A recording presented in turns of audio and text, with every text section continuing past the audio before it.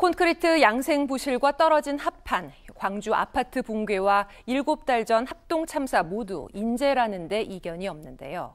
관련 데이터를 분석해보니 시공사인 현대산업개발의 현장 관리 부실엔 다 이유가 있었습니다. 황정환 기자가 취재했습니다. 5층 건물이 우르르 무너집니다. 버스를 덮쳐 승객 9명이 숨졌고 8명이 크게 다쳤습니다. 사고 7개월 만에 현대산업개발이 맡은 아파트에서도 참극이 또 벌어졌습니다. 현산이 맡은 현장에서 연달아 터진 대형 사고, 속을 뜯어봤습니다. 지난해 6월 말 기준 현산 정규직은 946명으로 10대 건설사 중 꼴찌입니다. 1위 삼성물산과 현대엔지니어링과 견져볼 때 4분의 1 수준에도 못 미칩니다. 연매출로만 현산보다 2배 이상 많은 건설사 5곳 평균 인력이 4,000명 가까우니까 매출액 기준 단순 비교로 추산하면 2명이 관리해야 할 곳에 1명만 있다는 얘기입니다.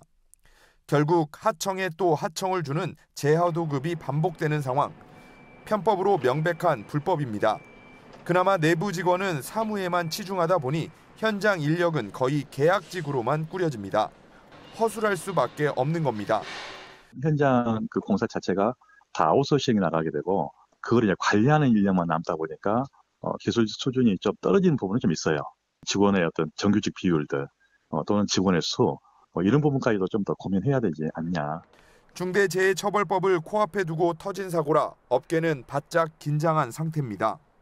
한국 건설사들을 못 믿는다는 여론이 굉장히 크게 형성되었기 때문에 건설사 입장에서 타격이 굉장히 클 것 같고요. 중대재해법이라는 법이 시행돼서 여러 건설사들이 지금 파업도 준비하고 있습니다. 현행법상 최대 5명 이상 인명피해가 발생하면 영업정지 1년을 받거나 면허를 빼앗길 수 있습니다.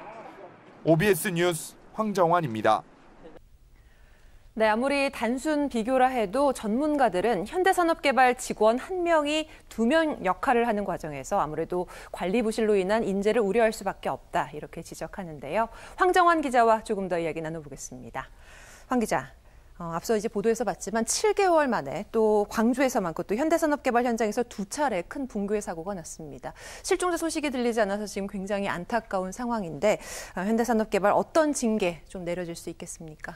네, 지난해 6월 학동 붕괴 사고와 관련해 서울시는 영업정지 8개월 행정처분을 사전 통지했습니다. 이번 화정동 붕괴 사고는 1명이 사망하고 5명이 실종돼 최대 영업정지가 1년까지 가능합니다. 최대 1년 8개월 동안 영업이 불가한 상황이 올 수도 있는 건데요. 이틀 뒤져 27일부터 시행되는 중대재해처벌법 적용 대상에선 제외됩니다. 결국 원청의 강한 책임을 묻기 위해서는 수사당국이 현대산업개발 관계자들의 과실이나 책임을 규명할 수 있느냐가 관건입니다.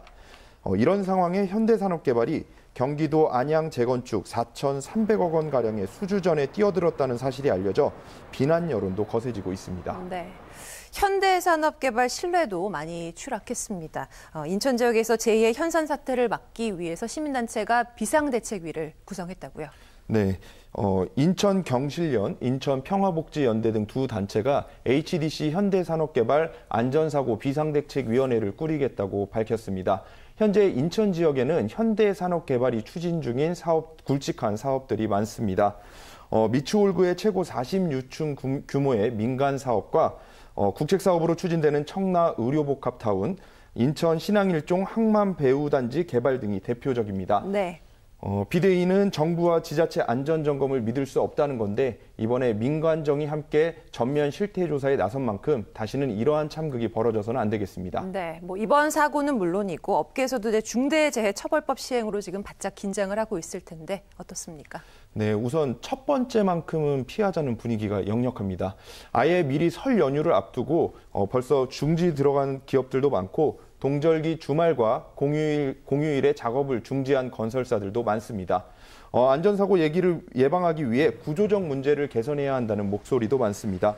통상 대규모 사업은 입찰로 결정됩니다. 결국 공사비를 저렴하게 공사기간을 짧게 적은 건설사가 수주를 받게 되거든요. 결국 계획대로 공정을 해도 현장은 과부하가 당연히 걸린다는 겁니다. 눈 가리고 아웅식의 작업들이 많아질 우려가 큽니다.